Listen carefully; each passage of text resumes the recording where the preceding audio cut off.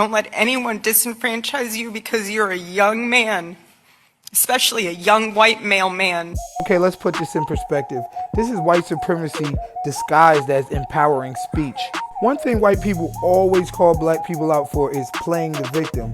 But I swear in 2026, they have really cornered the market on playing the victim. So let's take a look at some data. The definition of disenfranchisement is to deprive a group or individual of rights, privileges, or power, particularly the right to vote. Can you name me one time in American history white men have been systematically denied rights, privileges, or power, or have been deprived of the right to vote? Literally everyone but them has been deprived. According to current disenfranchisement data, 1 in 16 black men are currently disenfranchised. That's a rate 4 times higher than any other race. Synonyms for disenfranchised are marginalized, powerless, disempowered, disaffected, alienated, excluded.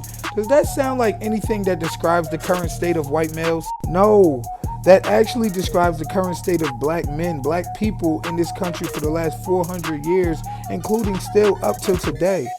We were the ones marginalized, excluded, disempowered through various programs, rules, laws, and policies facilitated by the American government purposely to keep us out of jobs, keep us away from wealth, keep us out of certain neighborhoods. They put together housing acts, they put together discriminatory policies to keep us from growing and thriving. We are the disenfranchised.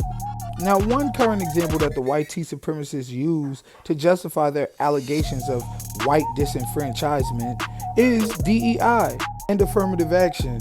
But even in spite of DEI and affirmative action, studies show that black people were still much more likely to be disenfranchised. Let's take a look at the data. In 2003, Devah Pager did a landmark study which showed that white felons were much more likely to get callbacks from jobs than black college graduates.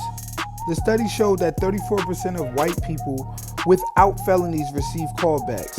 17% of white people with felonies receive callbacks, but only 14% of black people without felonies received callbacks.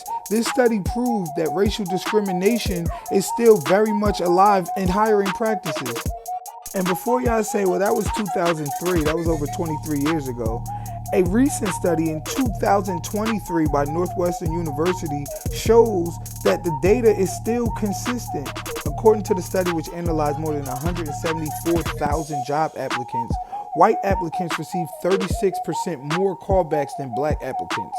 And according to EEOC data, racial discrimination in the workplace is still very much on the rise. We are the disenfranchised.